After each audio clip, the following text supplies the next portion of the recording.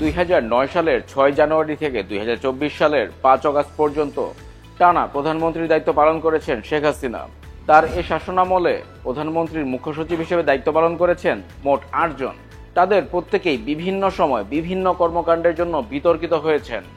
রাষ্ট্রীয় দায়িত্ব পালনের পরিবর্তে গণ অভ্যুত্থানে ক্ষমতাচ্যুত সাবেক প্রধানমন্ত্রীর ব্যক্তিগত ইচ্ছা অনিচ্ছাকেই তারা প্রাধান্য দিয়েছেন বেশি। এর প্রতিদান হিসেবে বিভিন্নভাবে পুরস্কৃত হয়েছেন সরকারের সাবেক এ কর্মকর্তারা। আবার কারো কারো বিরুদ্ধে অভিযোগ, 1/11-এর আগে থেকেই আওয়ামী লীগকে ক্ষমতায় আনার জন্য সক্রিয় নানা ভূমিকা রেখেছিলেন তারা। আওয়ামী লীগের শাসনামলে যে 8 আমলা প্রধানমন্ত্রীর মুখ্য সচিব হিসেবে দায়িত্ব পালন করেছেন তারা হলেন মোহাম্মদ আব্দুল করিম, শেখ মোহাম্মদ ওয়াহিদুজ্জামান, আব্দুস সোবহান শিকদার, আবুল কালাম আজাদ, কামাল আব্দুল নাসের চৌধুরী, নজিবুর রহমান, আহমেদ কায়কাউস ও মোহাম্মদ তোফাজ্জল হোসেন মিয়া। আনুগত্যের পুরস্কার হিসেবে পরে তাদের কাউকে রাষ্ট্রায়ত্ত ব্যাংকের চেয়ারম্যান করা হয়েছে। আবার মন্ত্রী পদমর্যাদার উপদেষ্টা, এমপি বা রাষ্ট্রদূত হয়েছেন। মোহাম্মদ আব্দুল করিম স্বরাষ্ট্র সচিবের দায়িত্ব পান 2006 সালের 7 ডিসেম্বর। দেশে তখন সেনা সমর্থিত তত্ত্বাবধায়ক সরকার রাষ্ট্র পরিচালনায়।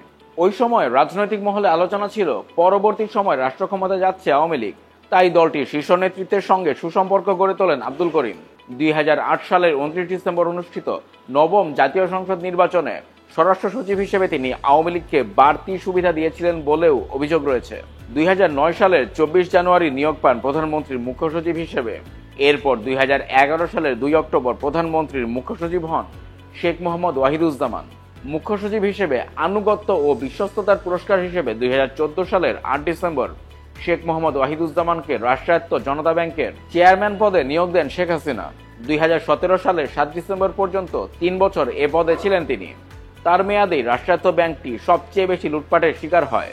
আব্দুস সোবহান শিকদারকে 2014 সালের 11 ফেব্রুয়ারি প্রধানমন্ত্রী কার্যালয়ের মুখ্য সচিব নিযুক্ত করা হয়।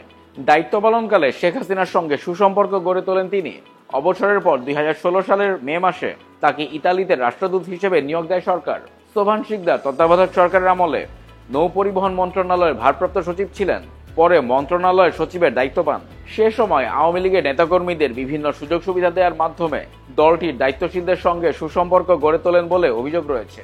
দেশের বিদ্যুৎ খাতের বর্তমান অব্যবস্থাপনা ও আর্থিক চাপ তৈরির জন্য অনেকাংশেই দায়ী করা হয় প্রধানমন্ত্রীর কার্যালয়ের সাবেক মুখ্য সচিব ও সাবেক বিদ্যুৎ সচিব আবুল কালাম আজাদকে।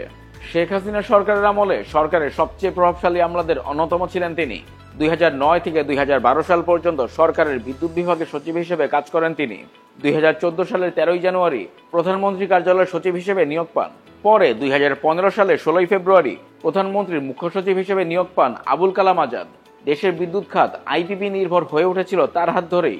শেখ হাসিনা সরকারের প্রতি আনুগত্যের পুরস্কার হিসেবে দ্বাদশ সংসদ নির্বাচনে জামালপুর 5 আসনে আওয়ামী লীগ থেকে মনোনয়ন পেয়ে এমপি হয়েছিলেন তিনি। গত 28 সেপ্টেম্বর রাতে সাবেক মুখ্য সচিব আবুল কালাম আজাদকে রাজধানীর ধানমন্ডি থেকে গ্রেফতার করে গোয়েন্দা পুলিশ। শেখ হাসিনার কর্তৃত্ববাদী শাসনামলের সবচেয়ে প্রভাবশালী আমলাদের অন্যতম কামাল আব্দুল নাসের চৌধুরী 2016 সালের 27 নভেম্বর প্রধানমন্ত্রীর মুখ্য সচিব হিসেবে নিয়োগ পান। এইচ.টি. মামের ঘনিষ্ঠজন হিসেবে পরিচিত এ কর্মকর্তা প্রধানমন্ত্রীর কার্যালয়ে নিয়োগের পর শেখ হাসিনার আস্থাভাজন হিসেবে পরিচিতি পান। চাকরি থেকে অবসরের পর শেখ মুজিবুর রহমানের জন্ম শতবার্ষিকী উদযাপন জাতীয় কমিটি বাস্তবায়নের প্রধান সমন্বয়ক হিসেবে দায়িত্ব পান তিনি। দ্বাদশ জাতীয় সংসদ নির্বাচনের পর শেখ হাসিনা সরকার গঠন করলে প্রধানমন্ত্রীর উপদেষ্টা হিসেবে নিয়োগ পান তিনি। গত 1 অক্টোবর সাবেক প্রধানমন্ত্রী শেখ হাসিনার উপদেষ্টা ও সাবেক মুখ্য সচিব কামাল আব্দুল নাসের চৌধুরীকে গ্রেফতার করা হয়। নজিবুর রহমান 2018 সালের 1 জানুয়ারি প্রধানমন্ত্রীর কার্যালয়ের মুখ্য সচিব হন।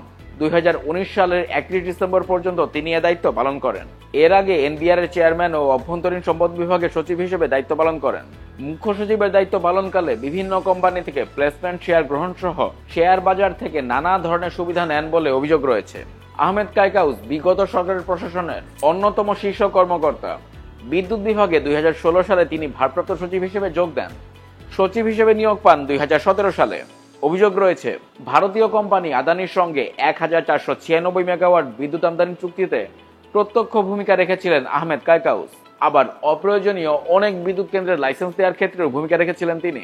পরে এসব বিদ্যুৎ কেন্দ্রের কয়েকটি উৎপাদনেই আসতে পারেনি। প্রধানমন্ত্রীর মুখ্য সচিব হিসেবে ২০২২ সালের ৭ ডিসেম্বর নিয়োগ পান তোফাজ্জল হোসেন মিয়া।